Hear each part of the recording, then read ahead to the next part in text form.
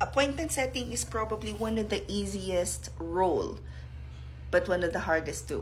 Hi, Mary here, and everyday nagpo-post ako ng bagong videos na pwede nyo sundan na some sort of roadmap kung gusto nyo na maging freelancer, virtual assistant, or gusto nyo mag-work from home gamit ng computer at internet. Now, let's answer this question na paano nga ba maging effective na appointment setter?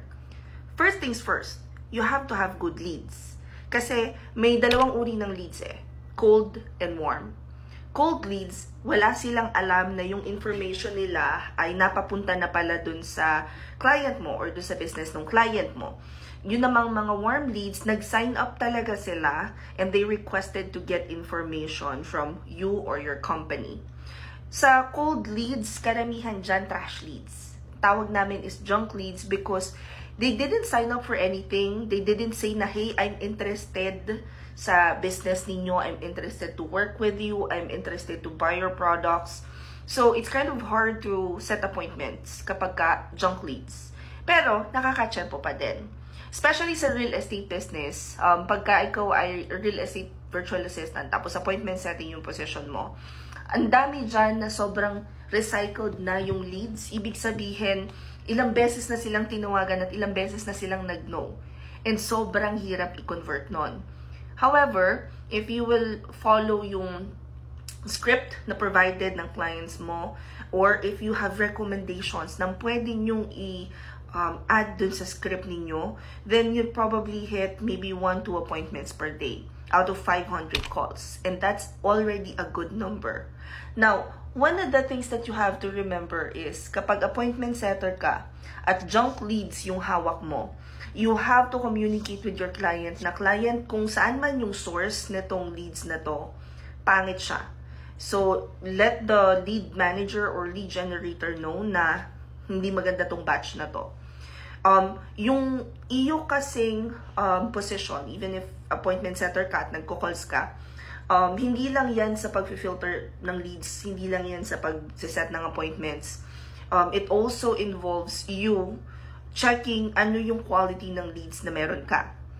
Now, pag warm leads ang hawak mo at nahihirapan kang mag-convert, then, saka na natin tanongin yung sarili natin, ito ba ay will issue or skill issue? Pag skill issue, ibig sabihin nun, perhaps your communication skills or the way that you deliver yung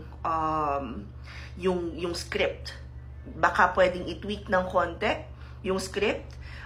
Also, nakaka-apekto din sa appointment setting yung environment. Like, pag tumawag ka, tapos maingay yung work environment mo, iba talaga. Iba yung conversion versus kung tahimik yung paligid mo.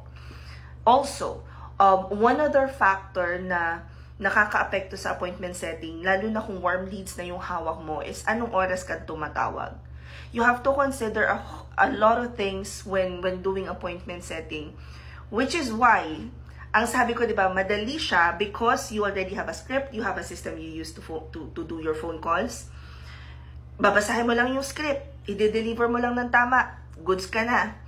Pero mahirap din siya at the same time because yung clients, they expect na makakaset ka ng appointment based on yung previous performance na gamit itong leads na to. But at the same time, kailangan mo ring ma-meet yung standard na base dito sa batch na to ng leads, dyan to yung nako-convert. Bakit walang ma-convert tong rep na to? Also, I know it's such a cliche, but I'd have to say this. Mindset lang yan. Pagka nagko-calls ako, yung calls ko, usually it involves sales. I ask for credit card numbers. So, it's a bit harder, but I handle warm leads. Which means, interesado talaga sila sa service. And it's solely dependent on how I deliver yung script na napakahaba talaga dyan. It depends on the script that you're using. Kasi may specific way or structure ng pag-create ng script that would have yung iyong leads o yung kausap mo, yung prospect mo. Alam mo, they will get you, you should be able to hook them, hit the right pain points para ma-realize nila na yes, I need this service. Yes, I'm going to give you my credit card number and all that. Now, if you guys are interested, I think Hindi ko pa sure ha. Pero nakausap ko na si Abet kasi si Abet is one of the best appointment setters that we have. And sinubukan ko siyang tanungin if kaya niyang train for this one. Pero one time lang to guys na training ha.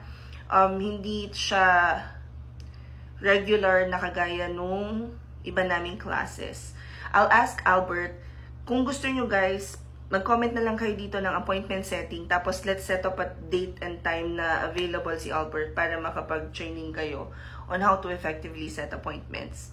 Anyway, comment any questions you guys have about working from home. Follow for more work from home chismis. Bye!